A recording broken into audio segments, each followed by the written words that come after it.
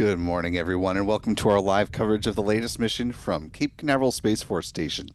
I'm Will Robinson Smith, reporter with Spaceflight Now. So good to have you all here with us today. We are broadcasting, as we always do, from the Spaceflight Now News Bureau here at NASA's Kennedy Space Center.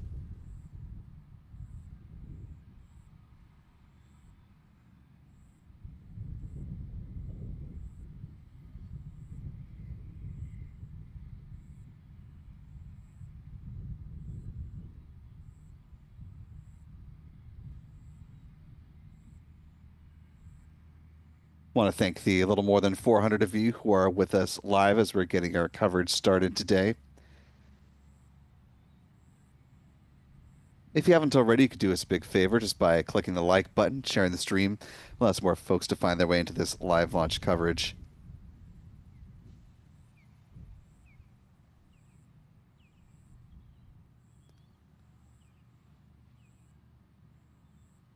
I want to thank our Spaceflight Now editor, Stephen Young, for, of course, running the technical operations of the broadcast today, but also for holding it down with commentator duties with our coverage of the Starlink 15-6 mission yesterday.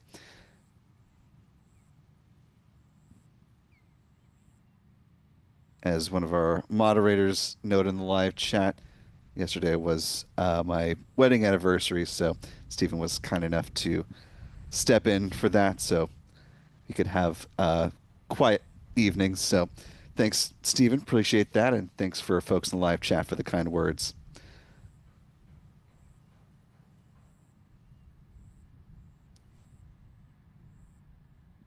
We are supported with our live launch coverage, as we always are, by our wonderful channel member community here on YouTube.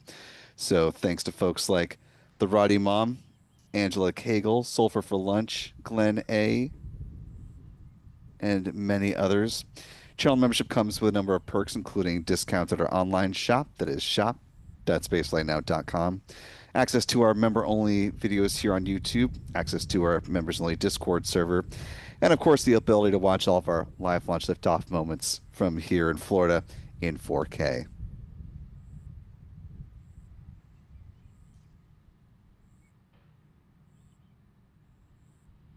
Want to welcome in new channel member Suzanne Hatcher, joining us with membership at the pad leader level. And thanks to Marcus Gallegos for gifting a Spaceflight Now membership. Appreciate that from the both of you. And to our newest gifted member, welcome aboard. Glad to have you with us. If you haven't already, be sure to thank Marcus in the live chat. And we hope you decide to stick around with channel membership. Last little bit of housekeeping here. If you have a comment or question about this mission or other goings on in the realm of space and spaceflight, you can have your comment or question elevated by using the YouTube Super Chat feature. And not only will you be giving us some interesting things to talk about as we cruise on through the count, but you'll be supporting what we do here at Spaceflight Now. That, my friends, is always greatly appreciated. Counting down to the liftoff of the latest batch of Starlink satellites that will head into low Earth orbit. The mission Starlink 12-26. 13 of the 23 Starlinks on board this particular Falcon 9 rocket have direct-to-cell capabilities.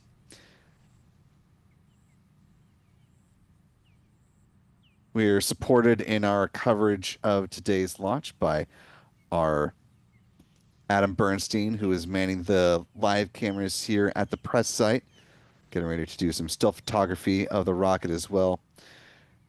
Michael Caine and John Pisani have this launch off, but you should follow all three of the fellas on X if you're not already. Adam is at Apron NYC, John is at John Pisani Photo, and Michael Caine is at MD Caine Jr. Also, be sure to follow Spaceflight Now, simply at Spaceflight Now. We are on X, Blue Sky, Threads, and Facebook.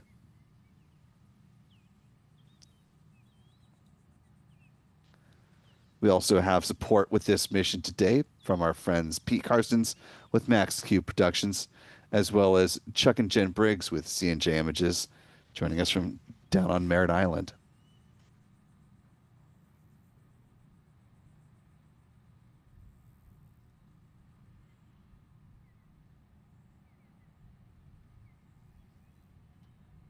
little bit hazy, a little bit cloudy for SpaceX as they're preparing to launch their Falcon 9 rocket today.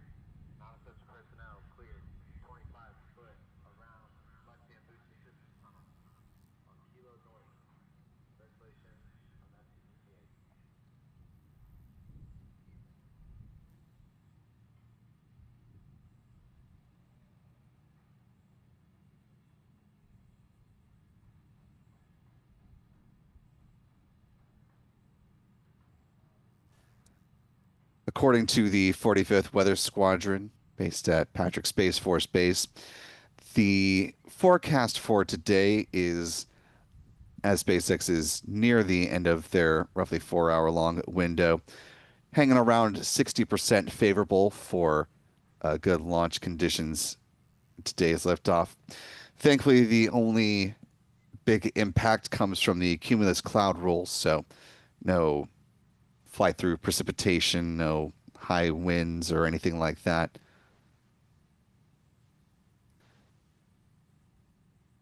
Liftoff winds fairly light, trending between 10 to 15 miles per hour. Of course, if SpaceX, for whatever reason, is unable to launch today, they do have another backup opportunity, which is coming up on Saturday, June 14th, with the window opening at 7:18 a.m. Eastern.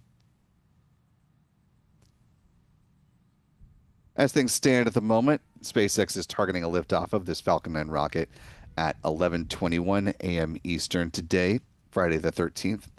That is 15:21 UTC for those of you joining around the world.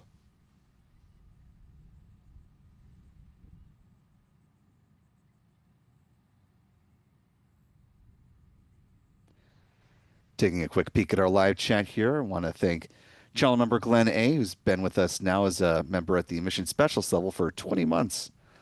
Appreciate you sticking around with us, Glenn. With some kind words, who says, Happy anniversary, Mr. and Mrs. William Robinson Smith. Thank you, Glenn. It's very nice of you. Also, Marcus back again with a $5 super chat this time, who says, Thanks for everything you guys are doing. Absolutely love the coverage. Thanks for your support of it, Marcus. Appreciate you.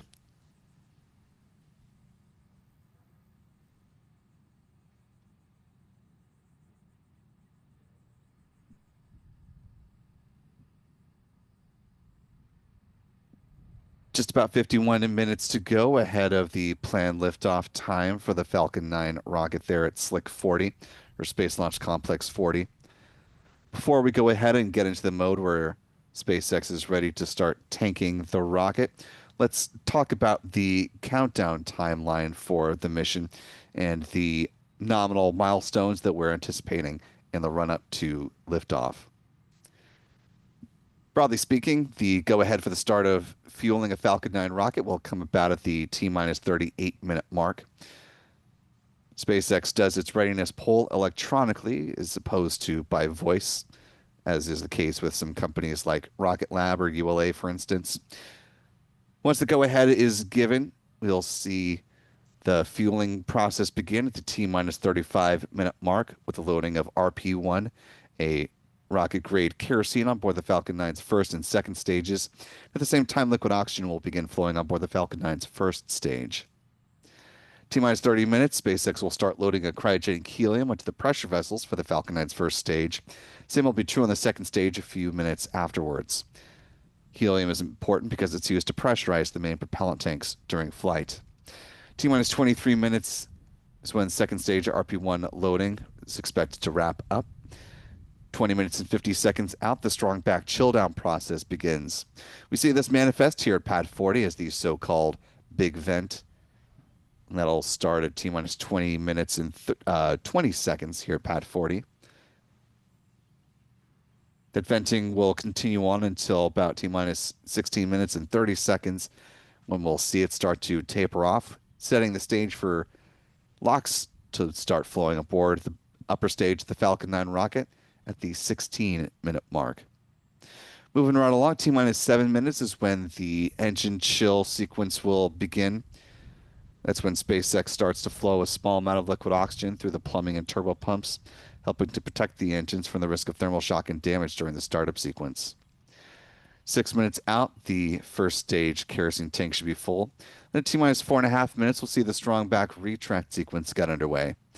That's when the clamp arms just beneath the payload fairings open up, and the transporter erector, or the strong back, will pull back just a few degrees away from the Falcon 9 rocket. It stays in that position until liftoff, at which point it'll pull back in a much more rapid fashion to clear the way for the vertical climb of the Falcon 9.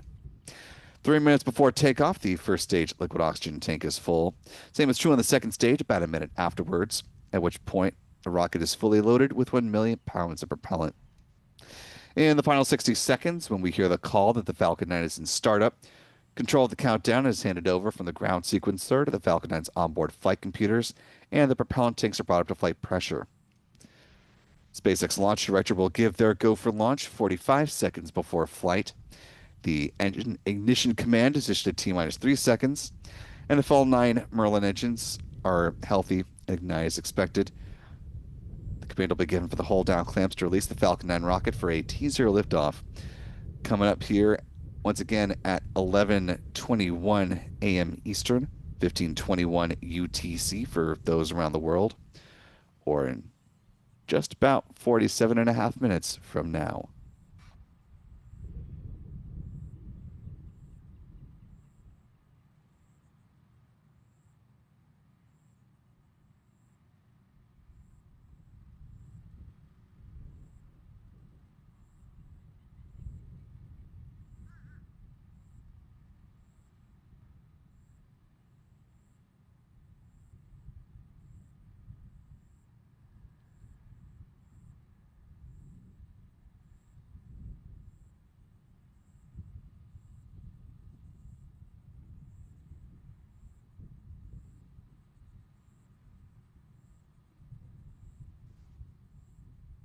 The Falcon 9 first stage booster that is flying today's mission is tail number 1078 in the SpaceX fleet.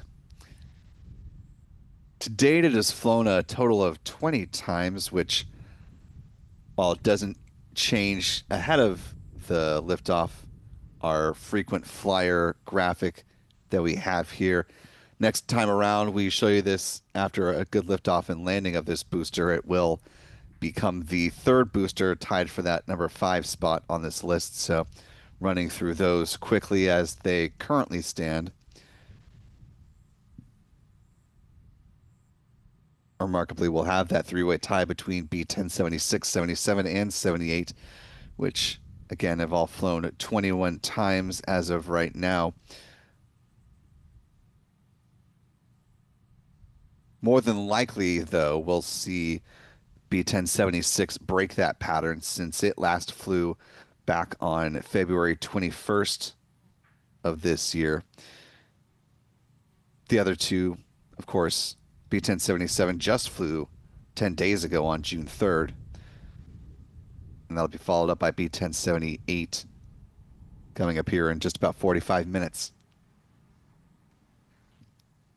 So unless they are saving B-1076 for a particular mission that's a little bit further down the road, or there's an issue with its refurbishment and getting it back into the fleet as a vehicle ready for launch, more than likely we'll see 1076 be the one to break this upcoming three-way tie.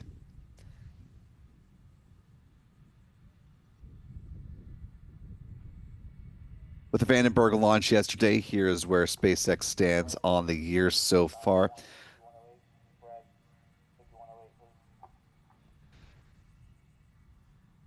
Having launched a total of 72 times so far this year, looking for number 73 coming up in just under 45 minutes now. 72 Falcon 9 or Falcon launches was the total number of missions that were flown just from Florida in 2023.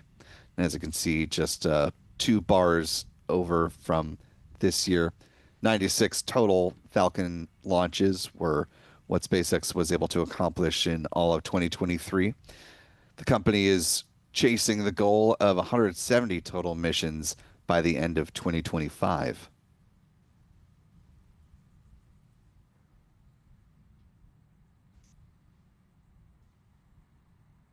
Last month was also quite busy for the Starlink program. Comparing it to the previous months this year, there were 15 Starlink launches in the month of May.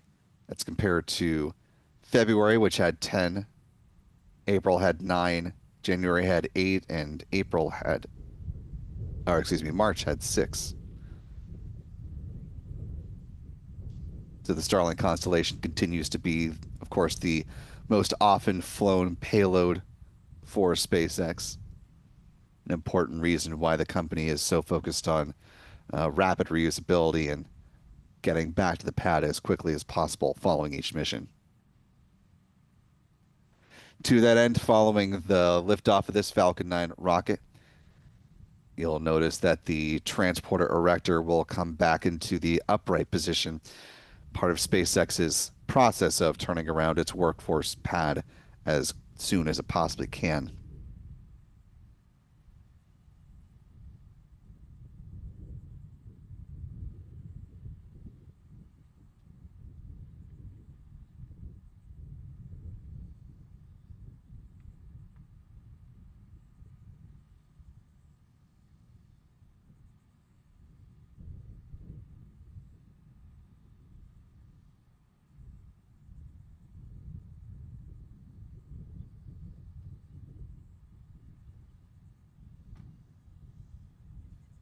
As SpaceX continues to prepare for this launch coming up in just a little more than 42 minutes from now, things are continuing to move along in part over at Launch Complex 39A. As you can see, there are a number of cranes and other support equipment out that have been working continuously on the Starship launch tower there at Launch Complex 39A as the FAA is assessing, along with NASA, approving the Starship rocket to launch from LC-39A up to 44 times annually.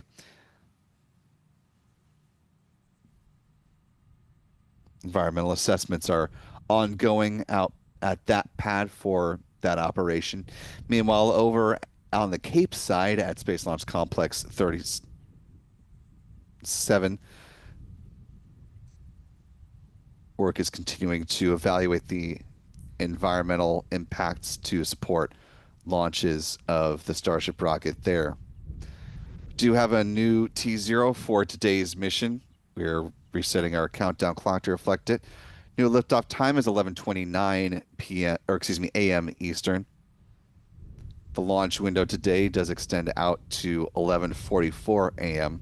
So they do have still some additional opportunities if needed. So as you can see, we've adjusted our countdown clock. We are now back at T-minus 48 minutes and 48 seconds.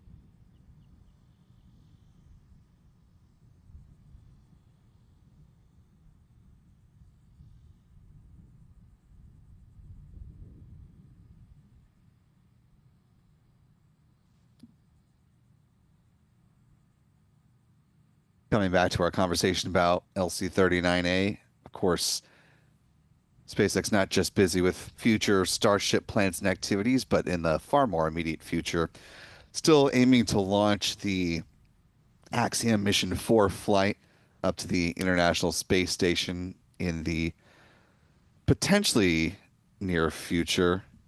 However, of course, as we learned yesterday, there are some lingering questions with one of the modules on the Russian side of the ISS.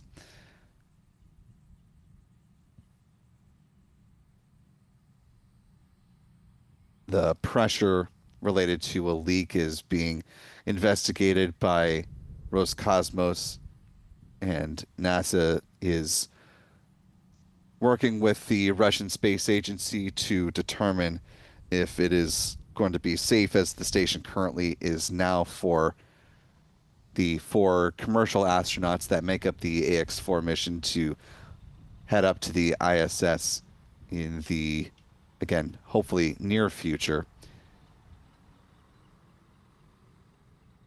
SpaceX conducted a wet dress rehearsal of its Falcon 9 rocket there at the pad yesterday, which, for those of you who were able to see, we had that over on our 24-hour live stream, Launchpad Live.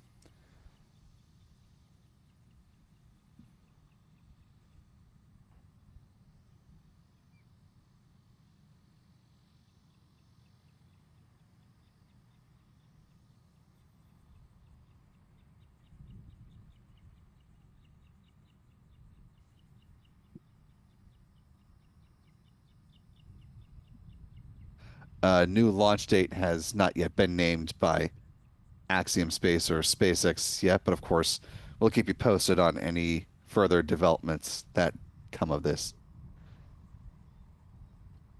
But it did appear as though the wet dress rehearsal was successful, and the leak that cropped up during the static fire test of this Falcon 9 rocket nearly a week ago, this past Sunday, has been rectified. And so now we're just waiting on things to be given the green light from the ISS perspective, the receiving end of this operation, and we'll be good to go for this mission.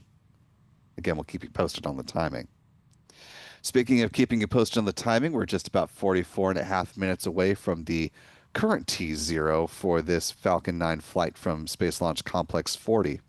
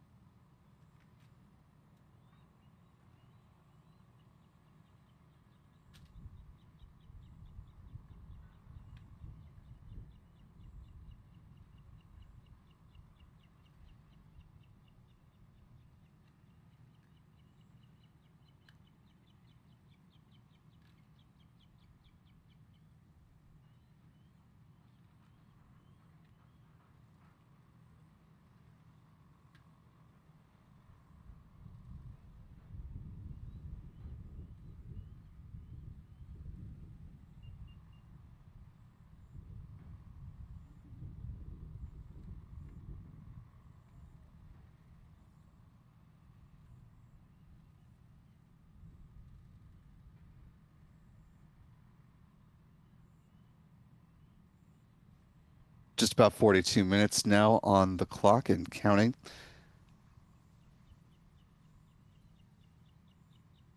Want to thank a few folks in the live chat for your support today. Thanks to channel member Shelly R for a $2 super chat, saying happy anniversary. Thank you, Shelly. Chuck Close with a very generous $25 super chat. Thank you, Chuck. Really appreciate that support at that level. George Wilson also with some very kind words saying, Will, you're consistently the very best. I will extend those nice comments out to the full Spaceflight Now team, since this is far from a one-man operation. I also want to thank Joni Mahoney for gifting 5 Spaceflight Now memberships. So to our newest 5 channel members, welcome aboard. We're glad to have you with us. And if you haven't already, be sure to thank Joni in the live chat. And we hope you decide to stick around with channel membership after the month you were just gifted.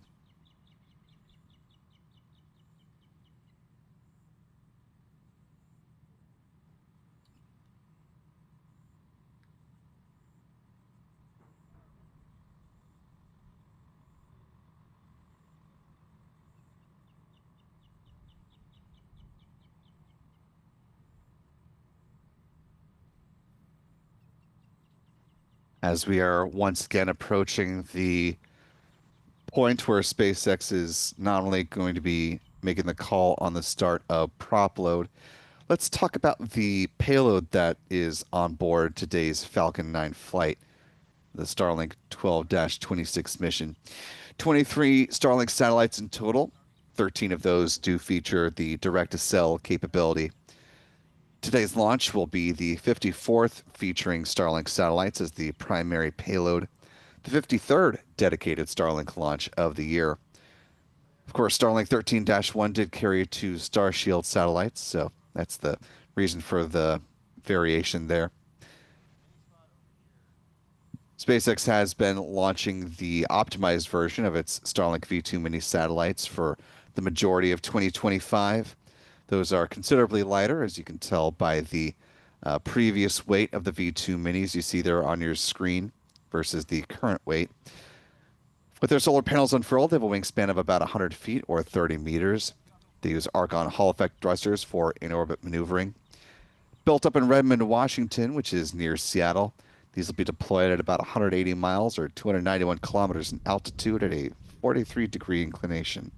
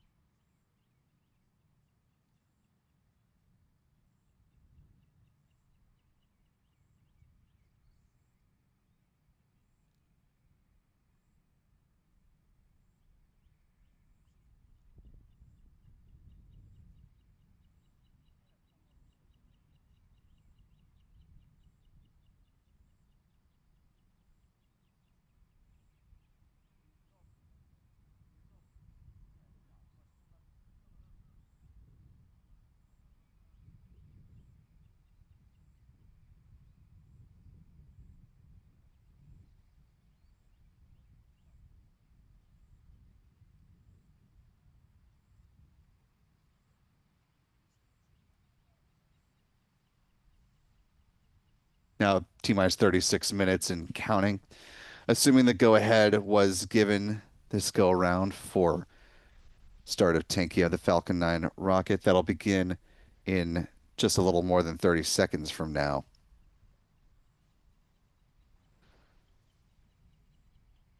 Want to revisit our conversation about the AX4 mission?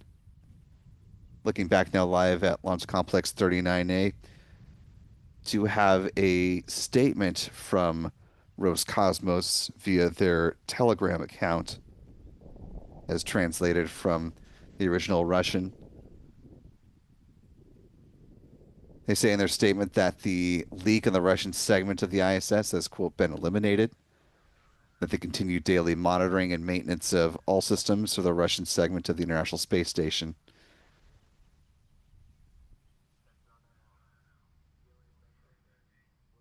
They conclude the post by stating, I'll quote from the translation. After sealing in June 2025, tests show that the air leak in the transition chamber, that is for the uh, Zvezda service module, has stopped completely for the first time since it was discovered. End quote. It was discovered back in September of 2019. So, per what the Russians are saying, and of course, NASA will have to concur in order to give its blessing for the AX4 mission to move forward and receive the four astronauts of that private astronaut mission. It sounds like things are progressing towards getting this launch back on track.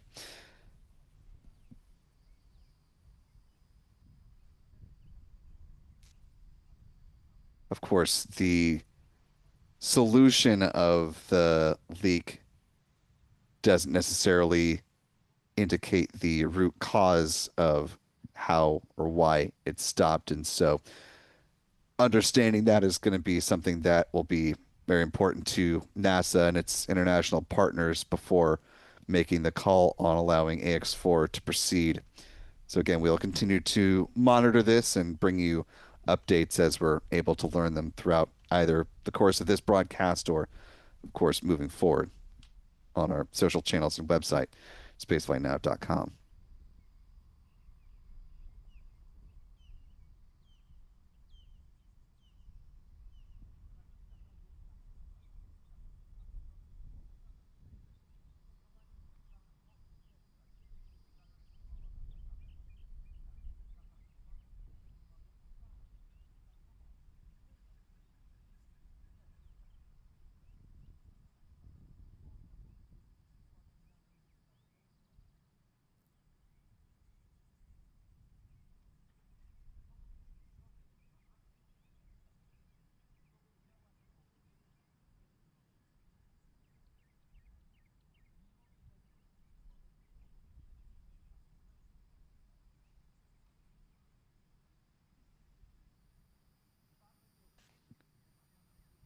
Time now, 32 and a half minutes to go ahead of the planned liftoff of this Falcon 9 rocket. Taking a closer look at the base of the vehicle, we're trying to make out through quite a bit of heat distortion and haze, if in fact fueling has begun on the rocket. What we're looking for is the evidence of a bit of a frost line starting to form near the base of the first stage booster. Some vapor should also be visible in that part of the rocket as well. That would indicate that super cold densified liquid oxygen is in fact flowing on board the vehicle. Where we are looking is, if you notice those pair of branches in the part of the tree that is jutting up on the left-hand side of the rocket from our vantage point here. When the wind has them blowing towards the rocket, you can see just to the right of that point, right there. That's the part of the booster where we're looking at for signs of fueling. But again, it's quite difficult today, given all those things I just mentioned about the heat and the haze. And unfortunately, SpaceX does not publicize the start of fueling typically for a Falcon 9 rocket when it's just a Starlink mission, that is.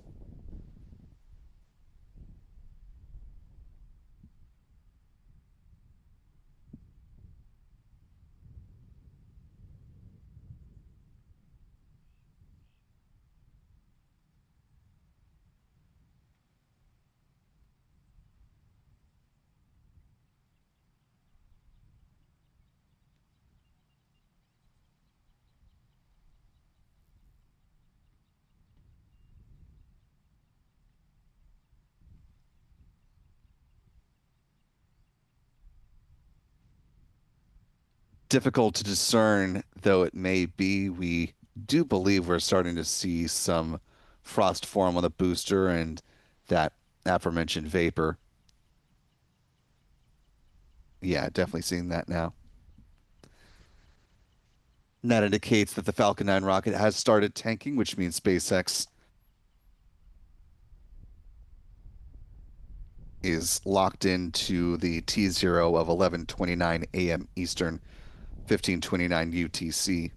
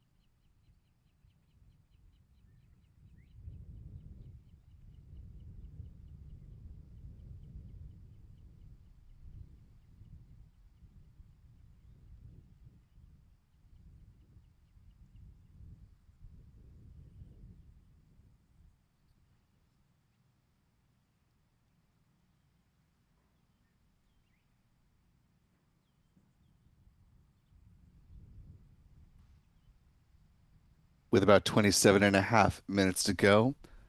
If you're just joining us, you're watching Spaceflight Now's live coverage of the Starlink 12-26 mission. 23 Starlink satellites getting ready to head up into low Earth orbit. And SpaceX is in the process of tanking its Falcon 9 rocket there at the pad. I want to thank the little more than 1,500 of you who are watching with us live this late morning, now just past the top of the hour. If you haven't already, you could do us a big favor just by clicking the like button and sharing the stream, allowing some more folks to find their way into this live launch coverage.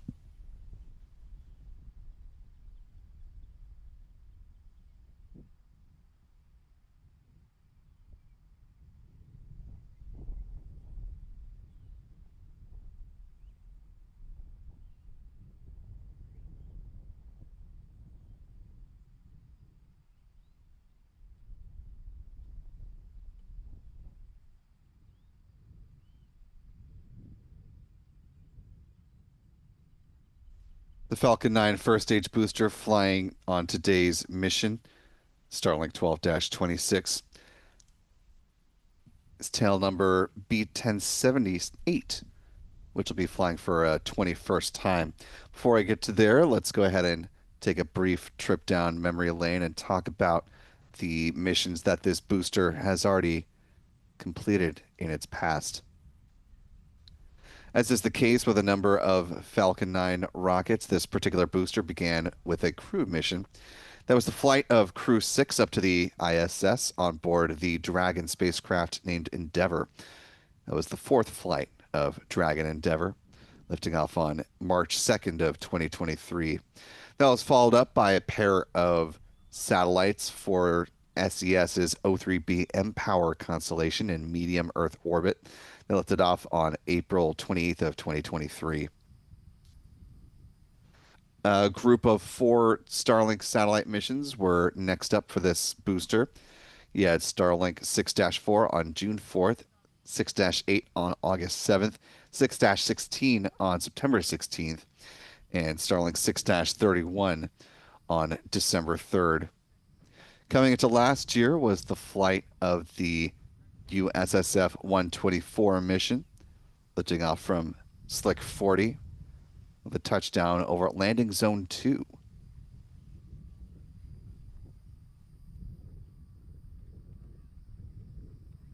That mission was followed up by a run of Starlink satellites after that.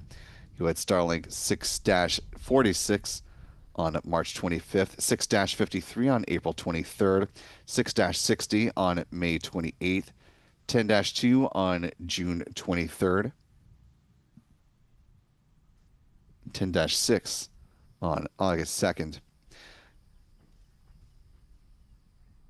That was followed up by a mission for AST Space Mobile and the flight of its first 5 Block 1 Bluebird satellites that launched on September 12th of last year. After that, it's back to Starlink land we go to bring us into the present day. It's Starlink 10-13 on October 30th, 6-76 on November 27th, 12-6 on December 31st, 12-9 on February 8th of this year, 12-16 on March 15th, 6-72 on April 6th, and most recently, you had Starlink 6-84 on Star Wars Day on May the 4th. That brings us to today on Friday the 13th, where in just about 23 and a half minutes, we'll see this Falcon 9 rocket launch once again on the Starlink 12-26 mission.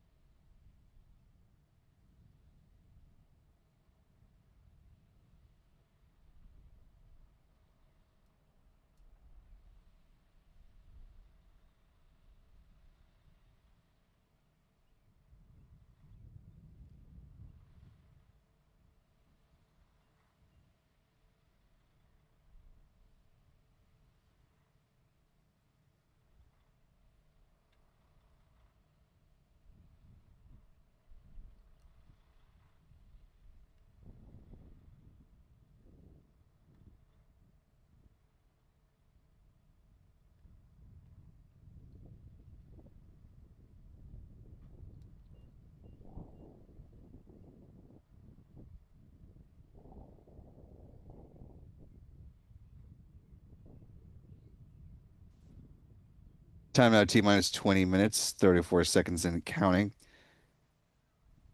SpaceX has begun to thermally condition the feed lines there at the pad in preparation for second stage LOX load, which means we'll see that visual indication right about now. And there you see the start of the big vent.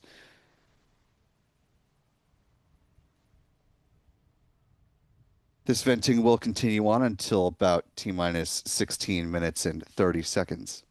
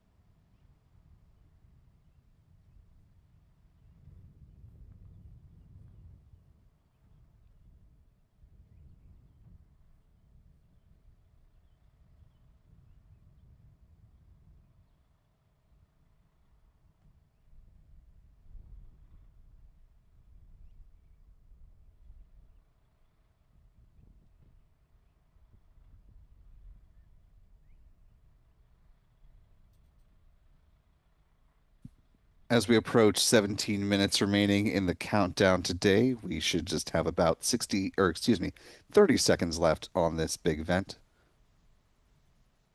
Second stage LOX load will begin at the 16-minute mark.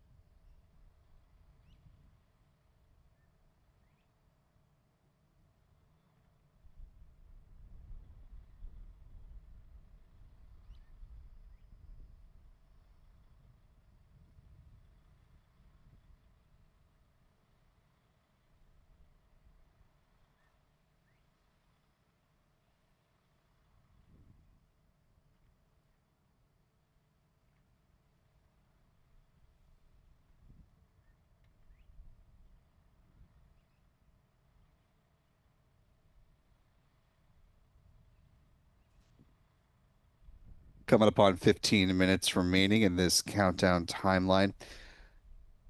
As we're awaiting the flight of this Falcon 9 rocket, let's go ahead and talk about the launch timeline. This is the sequence of events following a good liftoff of the Falcon 9 and in a nominal flight scenario, of course. After takeoff from Space Launch Complex 40, Falcon 9 rocket will begin to throttle its engines back as it passes through max Q, which is the point of greatest aerodynamic pressure on the vehicle.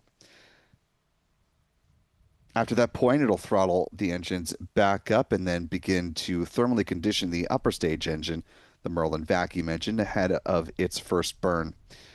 There will be then a few events in fairly rapid succession after the 2-minute mark. We'll see first stage main engine cutoff, otherwise referred to as MECO, at about T plus 2 minutes and 25 seconds. That'll be followed by stage separation and then the ignition of that Merlin vacuum engine at T plus 2 minutes and 36 seconds. The payload fairings will be deployed just past the 3-minute mark. T plus 6 minutes and 1 second will be the start of the first stage entry burn, lasting just a little under 30 seconds in total. It helps to slow the vehicle down in preparation for the start of the landing burn, which will come about at roughly T plus 7 minutes and 48 seconds, preparing the booster B-1078 to touch down on the drone ship called A Shortfall of Gravitas, a little past the 8-minute mark. The Merlin vacuum engine on the second stage will then shut down at T plus 8 minutes and 39 seconds, going into a coast phase until T plus 53 minutes and 59 seconds. There will be a roughly 2-second burn on that upper stage engine, circularizing the orbit and allowing the Starlink satellites to be deployed at T plus 1 hour, 5 minutes, and 7 seconds post liftoff.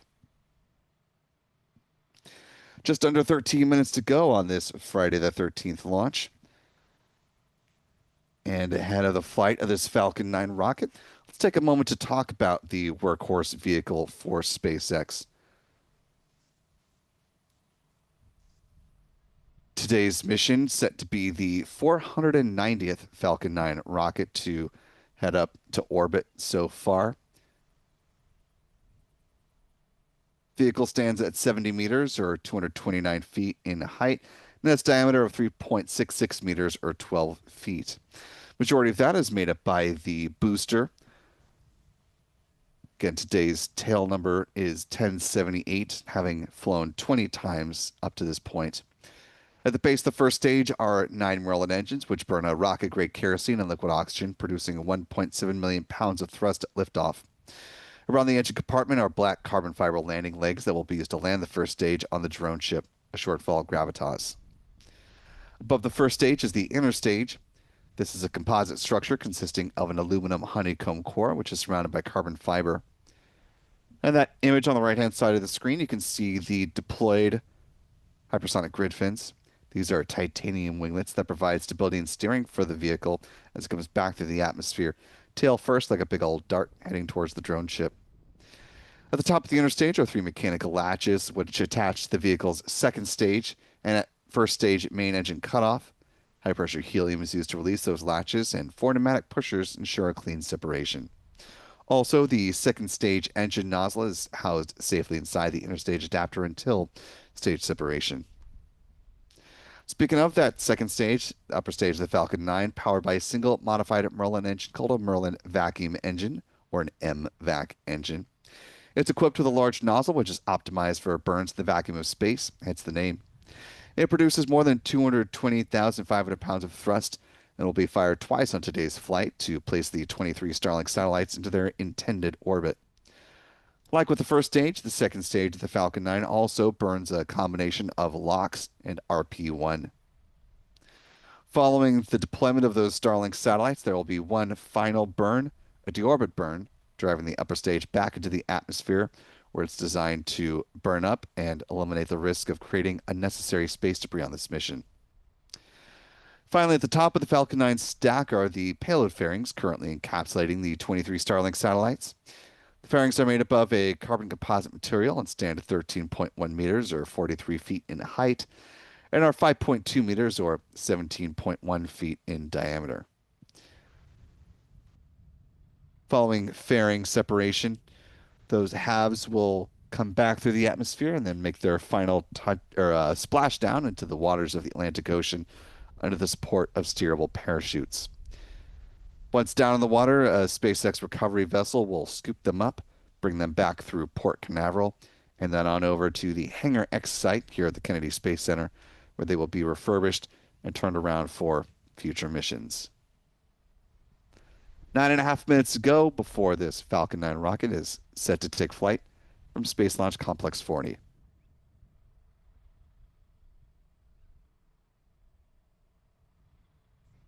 Taking a look at the live chat here, I see Florida History Hunter saying lower clouds blocking the view from DeLand, which, yeah, the amount of cloud in the area is not going to make this the most picturesque launch from far off in other parts of Central Florida or over on the Gulf side, unfortunately. But hopefully, for those who are in the more immediate vicinity of Cape Canaveral Space Force Station, you'll be able to see at least part of the flight of this Falcon 9 rocket. Or if not, we'll bring you the very best views here in our live stream.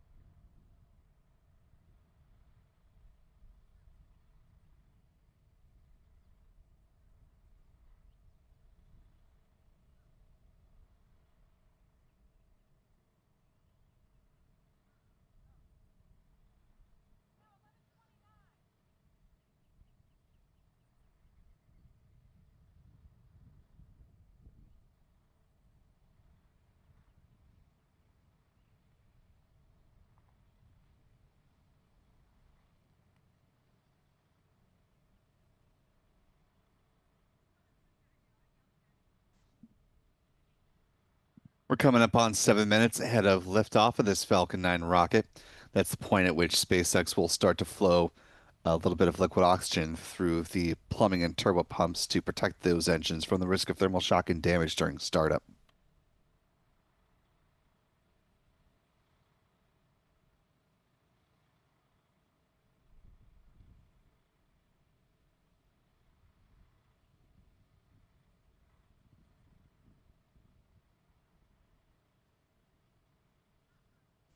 Before we go ahead and see this Falcon 9 rocket fly, let's talk a little bit about where exactly it's going once it leaves the pad. Let's talk a little trajectory, shall we? Falcon 9 rocket will be making its flight from Space Launch Complex 40 there at Cape Canaveral Space Force Station. As it does, it will be flying in a southeasterly trajectory once it rockets away from that pad. It'll follow the green arc that you see here on your screen. And at the point of stage separation, the first stage booster will follow the red path there, aiming for a touchdown on the drone ship called A Shortfall of Gravitas. This will be the 113th landing for a booster on that particular drone ship if all goes well. That would make it the 373rd booster landing to date on a drone ship, that is. SpaceX will also recover the payload fairings. As mentioned, following their atmospheric reentry, they will splash down in the waters of the Atlantic Ocean under the support of steerable parachutes. It will then be brought back onto a recovery vessel and into Port Canaveral, then onto the Hangar X site as they are readied for their next mission. Speaking of the next mission, we are just 5 minutes and change away from this next mission from Pad 40.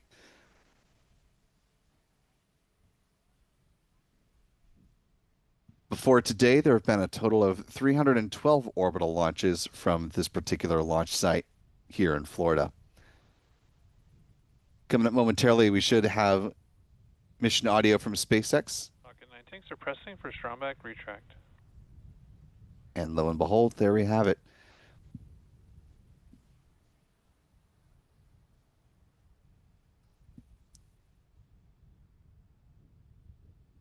Also getting pad level views of the rocket. Certainly not looking anywhere near as hazy from a pad deck level perspective as it does from over here at the press lawn.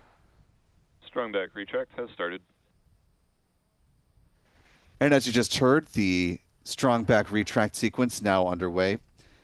We'll see the clamp arms just beneath the payload fairings opening up, and then the transporter erector, otherwise referred to as the strongback, will recline a few degrees away from the Falcon 9 rocket.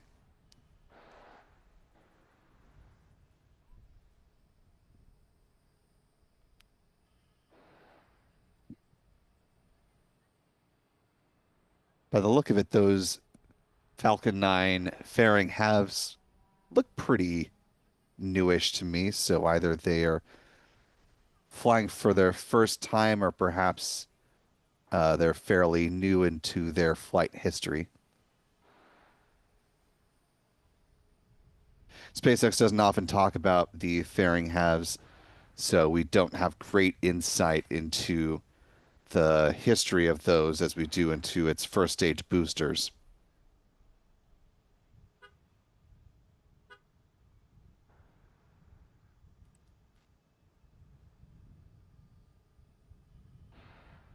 Now 3 minutes and counting. At this point, the first stage liquid oxygen tank is full. We'll hear that call out momentarily from SpaceX, but you'll notice our clock is different from theirs because our clock is in real time and theirs is coming in on a slight delay.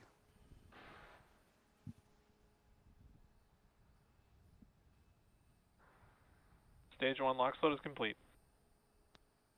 Good call from SpaceX there on stage 1 LOX load. We'll be hearing a similar call regarding second stage LOX load just about the 2-minute mark. Again, we'll hear the call out at the 2-minute mark on the SpaceX timeline of things, but just know that fueling will be complete when we hit 2 minutes and just about 10 seconds from now in real time.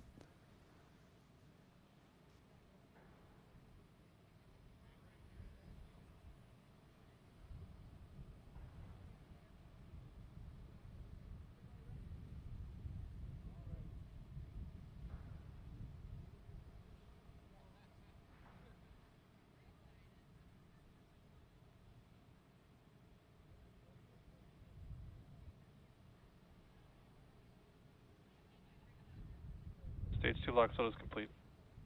Good call from SpaceX. We're now starting to see the ground gas closeouts. That's the venting that is beginning there from the pad, from the strong back, I should say, at the pad.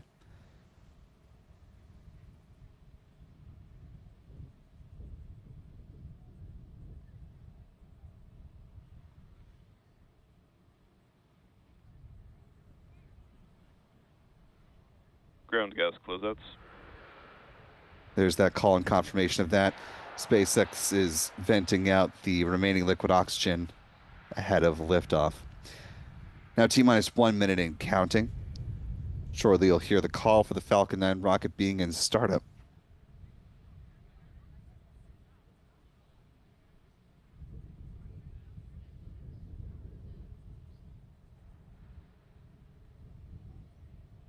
Falcon 9 is in startup. And with that good call, we are now just awaiting the SpaceX launch director to give their go for launch.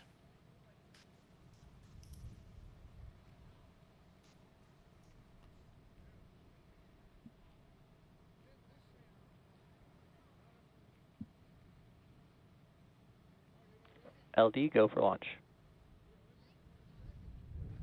And with that, SpaceX's go for launch, and we are Coming up on the liftoff of this Falcon 9 rocket in about 8, 7, 6, 5, 4, 3, 2, 1. Engine ignition and liftoff. Liftoff with the Falcon 9 on the Starlink 12-26 mission, and this Falcon 9 has cleared the towers.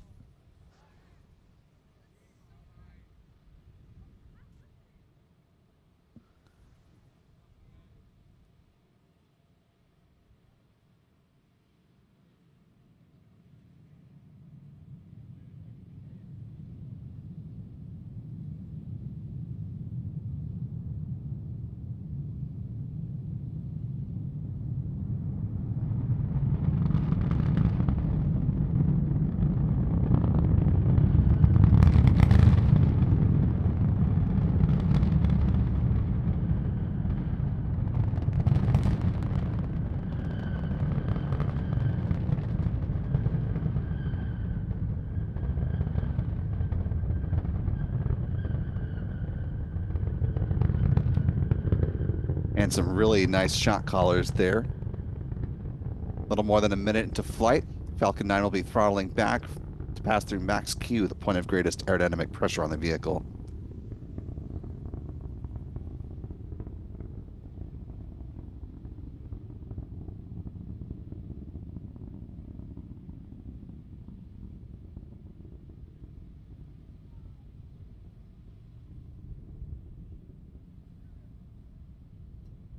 Now a little more than a minute and a half into the mission, SpaceX will be thermally conditioning the Merlin vacuum engine on the upper stage of the rocket ahead of its ignition.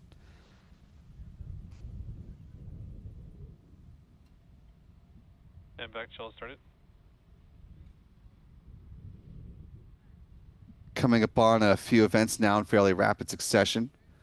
Again, we'll see first stage main engine cutoff, or MECO, at about T plus 2 minutes and 25 seconds. That'll be followed by stage separation and then the ignition of that upper stage engine.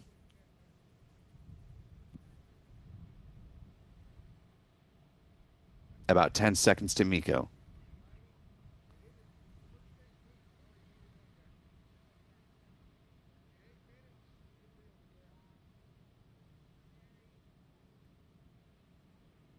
And MECO. Stage separation. And second stage engine start.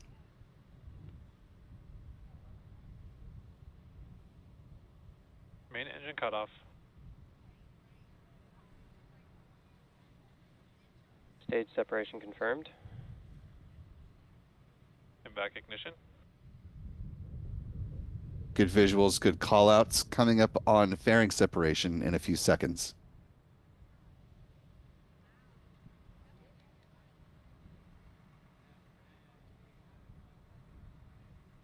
The fairings should have deployed now. A little hard to see with the lighting.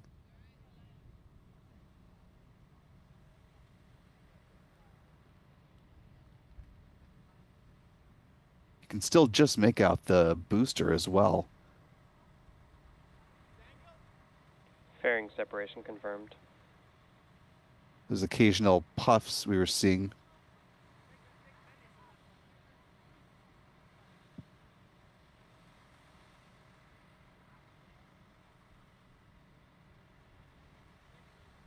Some really nice views of the Florida coastline as we're approaching the 4th minute in this flight in real time. Given the brightness in the cloud cover, we are not expecting to see the entry burn today.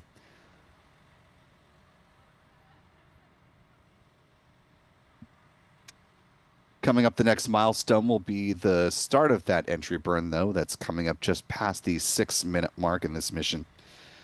It'll last less than 30 seconds.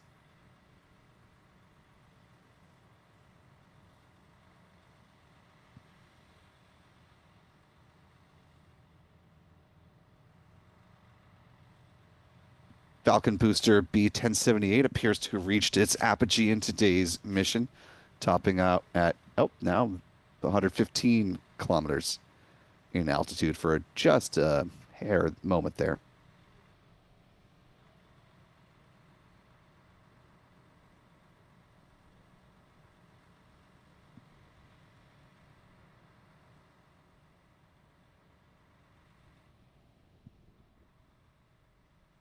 Just about a minute away from the start of the first stage entry burn in real time.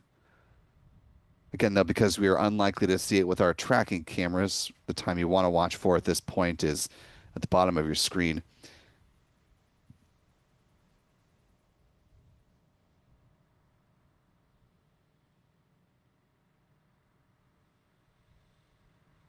On the left-hand side, a view from inside the inner stage at the top of the booster.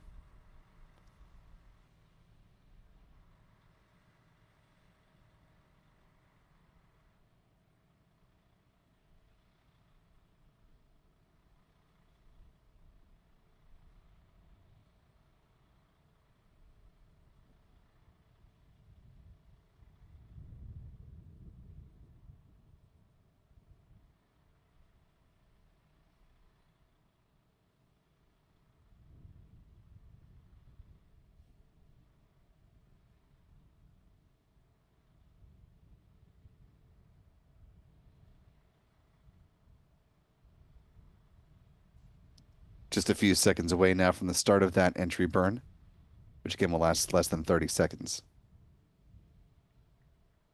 Stage 1 entry burn startup. Good call, good visuals. And as you can see from the graphic in the bottom left-hand corner of the screen, those 3 engines are being used for this entry burn to help dramatically slow the vehicle down.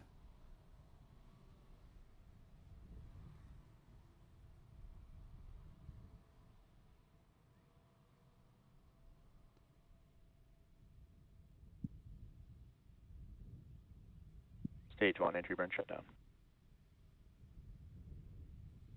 And with the wrap up of that entry burn, we're now looking ahead to the start of the landing burn, which will begin at about T plus 7 minutes and 48 seconds. And that'll cushion the booster for a landing on the drone ship, A Shortfall of Gravitas.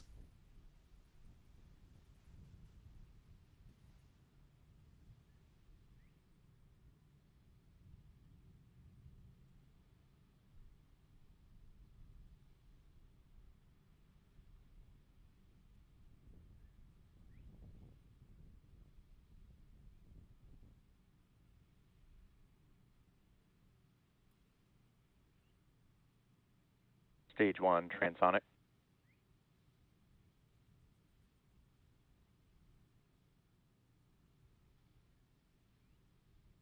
Stage 1 FTS is saved, and Stage 2 FTS is saved.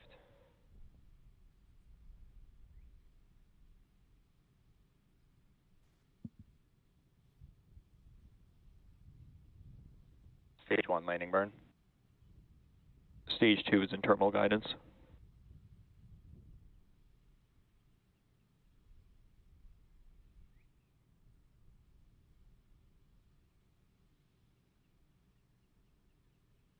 Stage 1 landing leg deploy.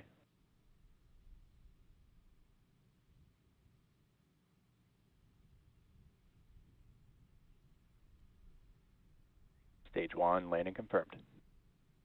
And a very picturesque landing of B-1078 today, completing its 21st trip to space and back.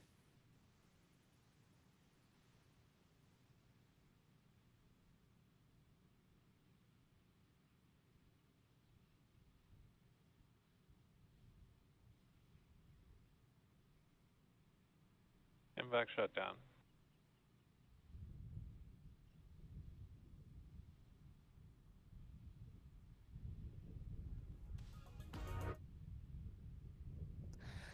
And with the conclusion of that upper stage engine burn, presumably it will now go into a nominal coast phase until about T plus 53 minutes and 59 seconds. There will then be a roughly 2-second burn on that upper stage engine, which will circularize its orbit and allow the Starlink satellites to be deployed correctly at T plus 1 hour, 5 minutes, and 7 seconds post liftoff.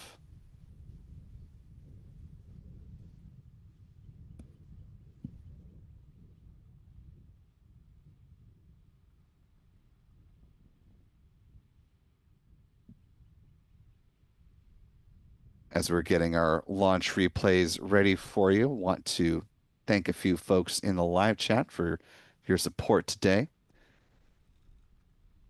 Our thanks to Stephen Frazier for gifting 5 Spaceflight Now memberships. Really appreciate that generosity, Stephen. Good to see you again today. And to our 5 newest channel members, welcome aboard. We're glad to have you with us. If you haven't already, be sure to thank Stephen in the live chat. We hope you decide to stick around with channel membership. Turning now to our mission stats as they currently stand with a good liftoff and landing of the first stage booster.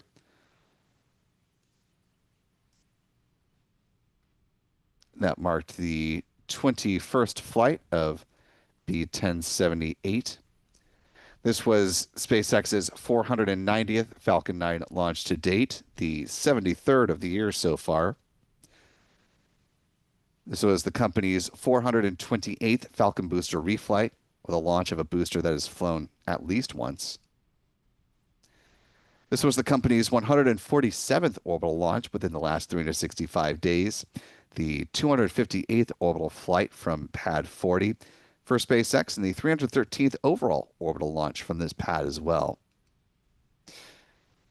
Here's where the Falcon family of rockets stands on the year, as seen in this bar chart. Moving on to some recovery stats. This was the 113th landing of a booster on the drone ship A Shortfall of Gravitas, the 373rd SpaceX drone ship landing, and the 462nd overall SpaceX booster landing to date. Finally, with some industry stats, today's flight was the 50th orbital launch from the Sunshine State, the 77th from U.S. soil, the 85th from a U.S. rocket company, and the 130th overall orbital launch attempt around the world. There have been 3 orbital launch failures on the year so far, and here is where our pie chart now currently stands.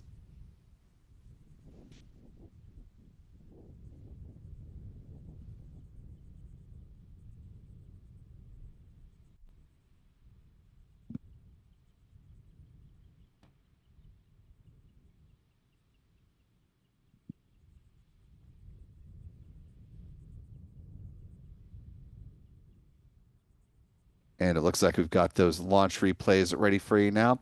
Let's go ahead and start with the pressed site fixed camera view from our Adam Bernstein.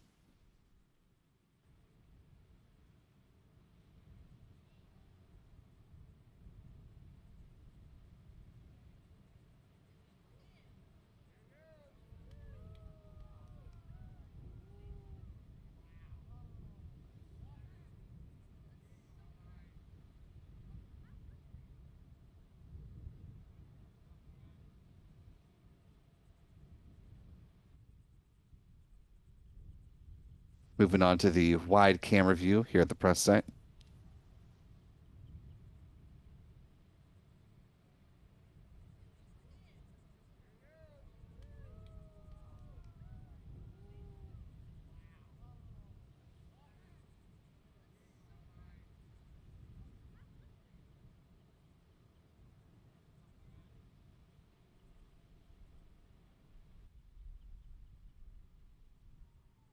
Onto the turn basin view.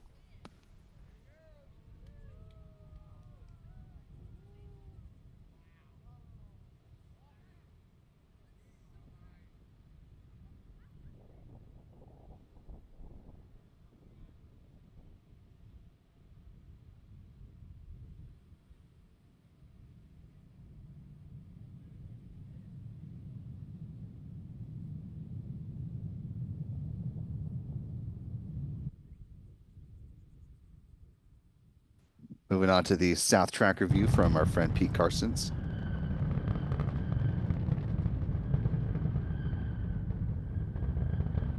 You can see that shot collar forming around the payload fairings as the Falcon 9 made its ascent, and a little bit of that VAB screech was captured by our microphones here at the press site.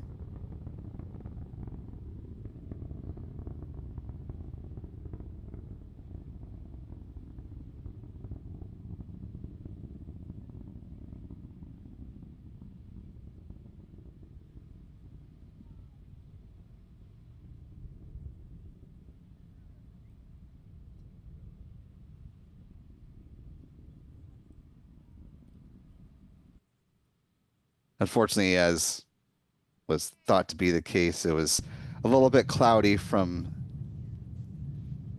further south in Brevard County, so a little bit tricky tracking today.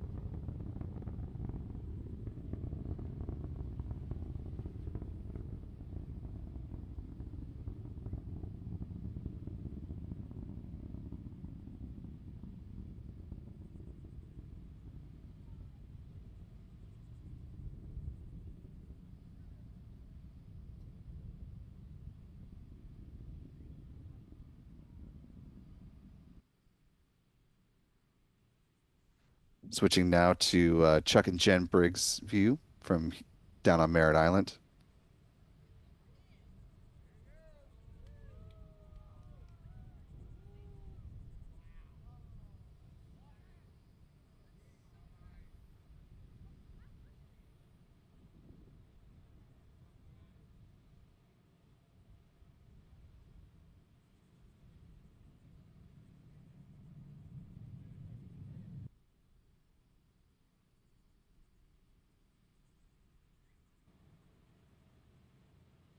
And finally, we have Adam's tracking camera view from here at the press site.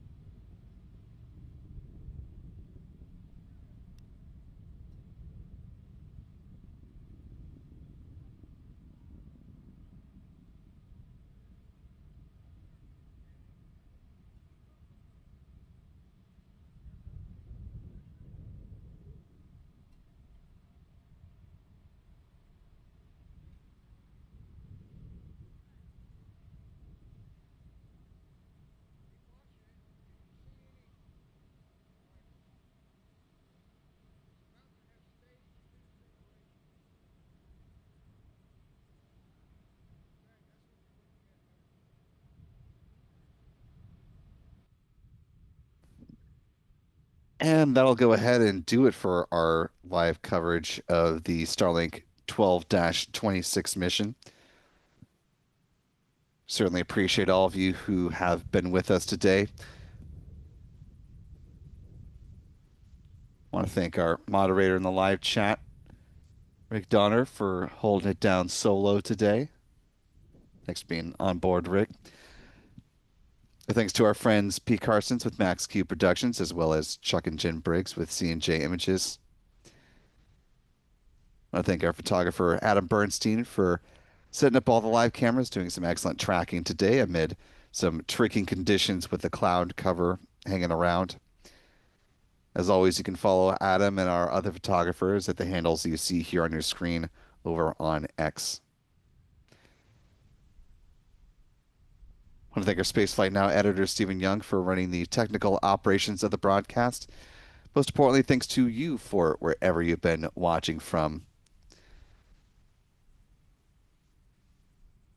As the strong back starts to go up, as a reminder, you can head over to our website anytime, spaceflightnow.com, and check out the upcoming launches over on our launch schedule tab. Coming up on Monday, we've got a notable one, not from SpaceX, but from United Launch Alliance. This will be the second flight of the Kuiper constellation on behalf of Amazon and its Project Kuiper LEO satellites. That's set to lift off from Space Launch Complex 41. Weather looking like 70% favorable for a flight of that mission. Of course, we'll give you any updates as they are relevant to that mission over on our website, spaceflightnow.com, as well as on our social channels. Looking for a liftoff at 1:25 p.m. Eastern.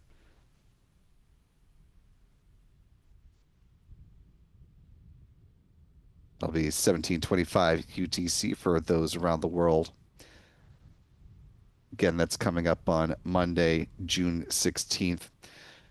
That's set to be followed by the next Falcon 9 rocket launch from over at Vandenberg. Looking at Starlink 15-9. Set to take flight on Tuesday. Well, actually, on later on Monday, I should say. That's Tuesday, June 17th in UTC, but it'll be Monday evening for those local time, as well as us here on the East Coast.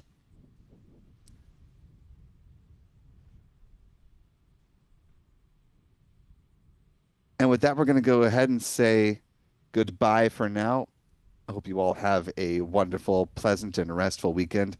And we'll see you back here for the start of the next launch week coming up on Monday. For all of us here at Spaceflight Now, I'm Will Robinson Smith. Remember, be good to yourselves, be good to others. We will see you next time, folks. And until then, bye-bye.